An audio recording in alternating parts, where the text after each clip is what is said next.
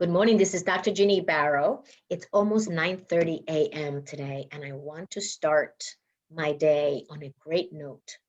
And I thought, wouldn't it be awesome if I start to talk about the 21 key characteristics of a healing leader that I learned about during the research, the field study that I ran for the book, Healing Leadership: How to Lead, Love, and Thrive in Business and Life. The first of those abilities and those skills, the qualities, is communicating effectively, including listening. So this is going to be the topic of today's short video. Whew. I want to cover a couple of areas on this topic of communication and listening. What happens when we communicate powerfully and what happens when we don't, and the things that get in the way of both. And I'm going to try to do that as succinctly as I possibly can in a few minutes. Communicating powerfully means that you are able to articulate to your team, to the people around you. It could be in your personal life, your significant other, your partner, your children, your family, your friends, precisely what you want to say to them in a way that is clear to them and that expresses the intention with which you're saying it. So if you're speaking with your team, that you're clear on the milestones, the vision for the work that they're doing, how that vision and that work fits into the big picture of the company and why it matters. Those are the kinds of things you want to communicate to your team so that they can get behind you and get the buy-in. And I get that because I was in industry for 30 years now. I know I began really young, and 30 years later, I realized that communicating powerfully also means advocating for yourself.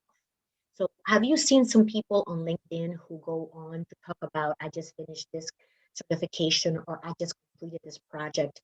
That's also another way to communicate powerfully, because in advocating for yourself, you are elevating the work that you are doing in the context of helping the company and the organization that you're working for achieve its mission.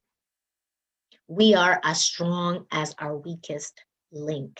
So when we all rally, when we show up, when we do our best by articulating what we need, when we need it by, and why it's important, the people around us, the stakeholders, can get behind us. And they can help us achieve the goals that we have personally and the goals that we have as a team. And as a whole, the entire company wins. In our personal lives, it happens because the people that are around us know what our expectations are. Most of us are looking to live harmoniously. Many of us dream about that.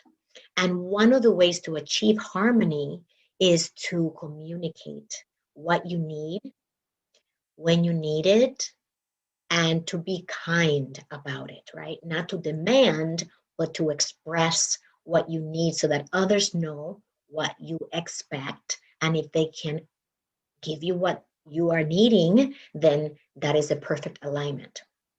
In other cases, if they can't, then they can communicate what works for them and you can come to an agreement. And that also creates alignment.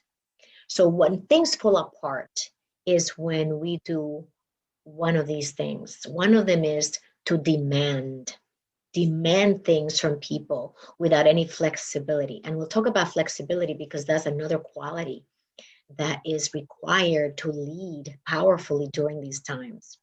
When we demand things, we don't explain or express why they are important, why they are needed. What is the why behind the request?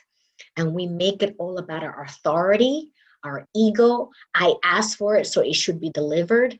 And people don't get behind it. They don't understand why that's important, and they don't see the need from their perspective. So as a powerful communicator and listener, when we articulate what we need, we are able to ask for what we need without demanding it. And when people understand the reasons why it's important, they will get behind it. Okay? That's one of the things that happens when we demand, people tend to push away, especially in our personal lives, especially with our significant others. People like to have choices. And when we corner them and demand from them, sometimes they don't do it just to spite us because of the way that we're asking for it. So notice how you're asking for things at work and how you're asking for things at home. That's one of the things that happens when we demand. The other thing that happens when we don't communicate powerfully is that we make assumptions. We assume that people should know what we want. Why do I have to say that? It's obvious that I need help. It's obvious to you that you need help. The people around you cannot read your mind. I can read your mind. I have clients, I can read their minds. I ask them empowering questions so that I can understand what they need. And that's how we communicate powerfully with each other. And so if you are making assumptions that the people around you should know what you want and what you need, then I would advise you and recommend that instead of assuming, that you begin to ask them what they know. What do you understand the problem to be? What do you think we need to do here? And if they tell you, then you can validate that your assumptions are correct or not. So that's the antidote of assuming is validating. Instead of assuming, let's validate that what I think somebody needs or knows is what they actually need or know. All right. So that's two ways in which you can improve your communications by looking at how you're asking. Are you demanding or are you making a request and expressing the why, the reason why that's important, the purpose of that request? And are you making assumptions about the people around you and what they should or shouldn't know? All right. And if you notice that the people around you are on a regular basis letting you down in your mind, like why aren't people following? Why aren't people getting behind me? What's going on that people, I seem to be on a different page from everybody else? If you blame them for that lack of communication or lack of synchronicity, lack of alignment, then you have no control to fix it. But if you put it on you, put it on yourself, that this communication is going to improve and I'm going to be that catalyst that helps to improve the communication, then you give yourself the remote control and you're able to take steps to improve the communication by being clear, by not making assumptions about what people should or shouldn't know, by asking and requesting for what you need versus demanding it. And then you will notice that a lot of the miscommunication will go away because now things are clearer and people understand much better what they need to be working on. So that is my training for you today on the topic of communicating powerfully, effectively, persuasively, including listening. So asking empowering questions is very important. What is going on? And then listen. What worked for you? And then listen. What's not working for you? And then listen. But that also requires vulnerability, which is another one of the qualities that we're going to talk about.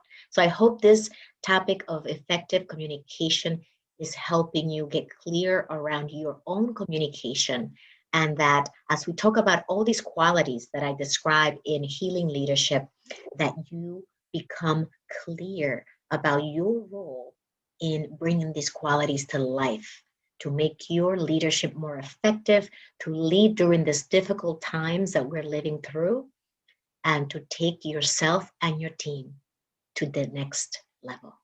I'll see you soon. You know where to reach me. You can always connect with me at callwithginny.com. I'll see you soon.